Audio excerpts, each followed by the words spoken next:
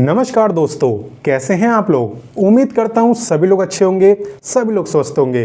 मेरे को तो आप जानते ही होंगे, नहीं जानते तो जान जाओ यार। मेरा नाम है विवेक और मैं आपको डेली 2 लेटेस्ट वैकेंसीज के बारे में बताता हूं। पहली वैकेंसी मैं आपको सुबह 10 बजे बताता हूं डेली रोजगार विद विवेक चैनल पे। अगर आपने सब्सक्राइब नहीं करा तो वीडियो डिस्क्रिप्शन में लिंक है, अभी जाओ सब्सक्राइब करो। एंड दूसरी वैकेंसी मैं आपको बताता हूं रोजाना दोपहर 3 बजे हमारे एग्जाम सेट चैनल पे, जो अभी आप देख भी रहे हो। तो इसे भी सब्सक्राइब कर लेना अगर फर्स्ट टाइम आए हो तो, क्योंकि देखो दोनों चैनल सब्सक्राइब करके रखोगे तो डेली 2 गवर्नमेंट जॉब्स के बारे में आपको पता चलेगा और कहीं ना कहीं अगर मेहनत करते हो तो आपका सिलेक्शन भी होगा, है ना। तो चलिए बात करते हैं अभी की वैकेंसी के बारे में। आज दोस्तों परमानेंट गवर्नमेंट जॉब निकाली है बिजली विभाग ने।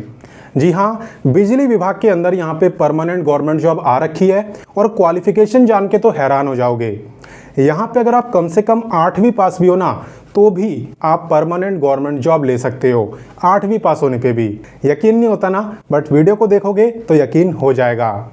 तो इसी गवर्नमेंट जॉब की A to Z सारी जानकारी मैं आपको देने वाला हूं, सब कुछ एकदम डिटेल में बताऊंगा, कोई दिक्कत आपको नहीं आएगी। बट हाँ, एक प्रॉमिस आपको करना होगा कि आप वीडियो को पूरा देखेंगे, क्योंकि तभी चीजें समझ आएंगी। प्रॉमिस? तो चलिए स्टार्ट करते हैं। तो ये तो मैं आपको बता ही चुका हूं कि ये गवर्नमेंट जॉब निकाली किस विभाग ने है। किसने निकाली है? बिजली विभाग ने। ठीक है, बात करते हैं सीधा इंपॉर्टेंट डेट्स की। देखो इंपॉर्टेंट डेट्स की बात करें तो इसके जो आवेदन है वो ऑलरेडी स्टार्ट हो चुके हैं, शुरू हो चुके हैं। और जो फॉर्म भरने की लास्ट डेट है वो है आपकी 21 अगस्त। टोटल पोस्ट की बात करें तो सीटें ज़्यादा नहीं है लेकिन कम भी नहीं है। टोटल सीट्स है 346। और बात करें कि आपका एग्जाम कब होगा, तो एग्जाम की डेट अभी यहाँ पे अनाउंस नहीं करी गई है। दैट्स वाई मैंने यहाँ पे लिखा है नोटिफाई लेटर, यानी कि ये आपको बाद में बताई जाएगी। क्लियर? तो चलिए आगे बढ़ते हैं। तो चलिए अब नेक्स्ट बात करते हैं एलिजिबिलिटी यानी क्वालिफिकेशन की। तो जितने बच्चे यहाँ पे 8वीं पास है ना, वो बन सकते हैं वार्ड बॉय अगर मेल है, और अगर फीमेल हो तो आप बन सकती हो वार्ड आया। ये मैं आपको मिनिमम क्वालिफिकेशन बता रहा हूँ, बाकी अप्लाई तो 10वीं पास भी कर सकते हैं, इवन 12वीं पास भी। वैसे अगर आप 12वीं पास हो तो आपके लिए अलग से भी पोस्ट आई है। यहाँ पे जो बच्चे 12वीं पास हैं वो ऑफिस असिस्टेंट और स्टोर असिस्टेंट बन सकते हैं। हालांकि एक कंडीशन यहाँ पे रखी गई है, आप देख सकते हो, डिप्लोमा इन कंप्यूटर, यानी कि आप पे कंप्यूटर का डिप्लोमा होना चाहिए जो कि कम से कम 1 साल का हो। यानी जो ड्यूरेशन है ना आपके कोर्स की वो कम से कम 1 साल की होनी चाहिए। डिप्लोमा ही नहीं, आपने कोई भी कोर्स वगैरह करा हो कंप्यूटर से और जो ड्यूरेशन है वो कम से कम 1 साल है, तो आप इस वैकेंसी में अप्लाई कर सकते हो। ठीक है, बाकी मैं बात करता हूँ पे की। तो देखो यहाँ पे अगर आप 8th पास वाली पोस्ट में अप्लाई करते हो तो आपका पे है लेवल 1 के अकॉर्डिंग, यानी कि सेम SSC MTS जितना। वहीं पे अगर आप अप्लाई करते हो 12th पास वाली पोस्ट में तो आपका पे रहेगा लेवल 4 के अकॉर्डिंग, यानी कि SSC स्टेनोग्राफर जितना। तो भाई 12th पास का पे काफ़ी अच्छा है और 8वीं पास का भी कम नहीं है। आप क्वालिफिकेशन भी तो देखो, 8वीं पास है ना, तो पे भी उसी के अकॉर्डिंग रहेगा ना। क्लियर? तो चलिए आगे बढ़ते हैं। अब नेक्स्ट बात करने वाले हैं एज लिमिट की। तो एज आपकी अभी से काउंट नहीं होगी, एज आपकी काउंट होगी 1 जनवरी 2025 से। यानी कि आपको ये चेक करना है कि भाई 1 जनवरी 2025 को मेरी एज कितनी थी। अगर उस दिन आपकी एज 18 से 40 साल के बीच में थी तब आप इस वैकेंसी में अप्लाई कर सकते हो। और बाकी हाँ, जो बच्चे रिजर्व कैटेगरी में आते हैं तो भाई साहब आप अलग से एज में रिलैक्सेशन ले सकते हो। किसे कितना रिलैक्सेशन मिलता है चलिए बताता हूँ। एज रिलैक्सेशन की जहां तक बात है तो यहाँ पे SC ST को मिलता है पूरे 5 साल का, OBC को मिलता है 3 साल का, और जो फिजिकली हैंडीकैप्ड हैं जनरल वालों को 10 साल, OBC को 13 और SC ST को 15 साल का। और अगर आप एक्स सर्विसमैन हो तो भी आप अप्लाई कर सकते हो, आपको मिलेगा service year plus extra 3 year. Clear? हालांकि रिलैक्सेशन वही ले पाएंगे जिसपे कास्ट का सर्टिफिकेट हो, बिना उसके तो भाई साहब आप जनरल कैटेगरी में आओगे। क्लियर? तो चलिए आगे बढ़ते हैं। तो चलिए अब बात करते हैं सिलेक्शन प्रोसेस की। तो देखो यहाँ पे सबसे पहले आपका CBT एग्जाम होना है, यानी कि कंप्यूटर बेस्ड टेस्ट। इसके अंदर आपसे MCQ टाइप के क्वेश्चन पूछे जाएंगे, यानी कि हर एक क्वेश्चन के 4 ऑप्शन आपको मिलेंगे और आप किसी पे भी टिक करके आ सकते हो, उनमें से जो भी सही हो। और बाकी नहीं भी आता हो ना तो तुक्का मार के तो जरूर आना। क्यों? क्योंकि यहाँ पे कोई भी नेगेटिव मार्किंग नहीं है, तो भाई क्वेश्चन छोड़ने का मतलब ही नहीं बनता।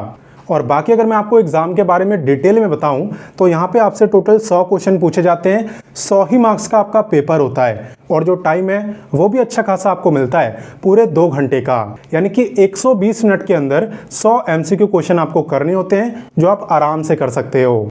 और बाकी अगर पढ़ के नहीं जाते तब तो भाई 4 घंटे भी आपको कम पड़ जाएंगे, वरना टाइम इनफ है, टाइम की कोई कमी नहीं है। अगर मैं आपको सब्जेक्ट बताऊं तो यहाँ पे सभी सब्जेक्ट से 20-20 क्वेश्चन पूछे जाएंगे, यानी कि 20 होंगे जीके के, 20 रीजनिंग के, 20 मैथ के, 20 इंग्लिश के और 20 होंगे बेसिक कंप्यूटर के। और यहाँ पे जो सिलेबस है वो 8वीं और 12वीं का ऑलमोस्ट सेम है, बस जो क्वेश्चन के लेवल है वो आगे पीछे होंगे। यानी कि जो 8वीं पास के क्वेश्चन का लेवल है वो कम होगा, वो 8वीं पास के हिसाब से होगा, और 12वीं वालों का 12वीं के हिसाब से। और बाकी हाँ, अगर आप 12वीं पास वाली पोस्ट में अप्लाई करोगे तो आपको एग्ज़ाम तो क्वालिफाई करना ही है, साथ ही साथ जब यहाँ पे एग्ज़ाम का रिजल्ट आ जाएगा ना, उसके बाद आपका टाइपिंग टेस्ट भी होगा। ठीक है, तो टाइपिंग की भी प्रैक्टिस करना, चाहे तो इंग्लिश में चाहे तो हिंदी में, ये ऑप्शन आपके पास है। और बाकी आप ये भी सोच रहे होगे कि हम इसकी तैयारी कहाँ से करेंगे, तो वीडियो डिस्क्रिप्शन में जाना, वहाँ पे मैंने आपको इन सभी सब्जेक्ट के बुकों का लिंक दे दिया है। ठीक है, उन बुक को परचेस करके आप इसकी तैयारी कर सकते हो। और सिर्फ इसी गवर्नमेंट जॉब में वो आपको काम नहीं आएंगी, ऑलमोस्ट सभी गवर्नमेंट जॉब में काम आएंगी। क्लियर? तो चलिए आगे बढ़ते हैं। तो चलिए अब बात करते हैं एप्लीकेशन फ़ीस की। तो देखो यहाँ पे अगर आप जनरल कैटेगरी में आते हो तो आपकी फ़ीस है इतनी, और अगर आप अदर स्टेट से अप्लाई कर रहे हो ना, तब तो भाई कान खोल के सुन लो, आपको अपनी कैटेगरी पे ध्यान ही नहीं देना है। जितने बच्चे यहाँ पे अदर स्टेट से अप्लाई कर रहे हैं वो सभी जनरल में ही आएंगे, और आपकी जो फीस है वो भी इतनी ही लगेगी। बाकी हाँ, यहाँ पे जो SC ST में आएंगे उनकी फ़ीस है इतनी, फिजिकली हैंडीकैप्ड और EWS की भी सेम फीस है। तो चलिए मैं आपको बताता हूँ कि इस वैकेंसी में अप्लाई कैसे करना होता है। देखो जहाँ तक बात है अप्लाई की, तो उससे पहले एक बात आप ध्यान से सुन लो। यहाँ पे मैं आपको नोटिफिकेशन, अप्लाई और ऑफिशियल वेबसाइट, ये तीनों चीज़ें देता हूँ। कहाँ पे देता हूँ? आपको देता हूँ व्हाट्सएप चैनल पर।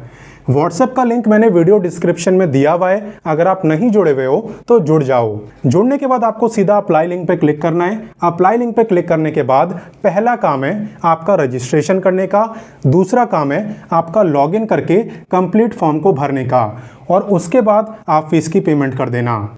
और बाकी बात करें जॉब लोकेशन की, एग्ज़ाम सेंटर की, तो ये सभी चीज़ें आपकी मध्य प्रदेश में रहेंगी। ठीक है, MP में।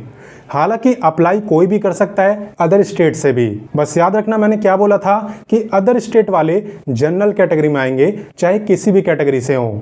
और बाकी हाँ, वीडियो को सिर्फ देखना नहीं होता, वीडियो को शेयर भी करना होता है, लाइक भी करना होता है, तो उम्मीद है आप करेंगे। बाकी मिलते हैं आपसे नेक्स्ट वीडियो में एक नई गवर्नमेंट जॉब के साथ, और तब तक के लिए जय हिंद, वंदे मातरम।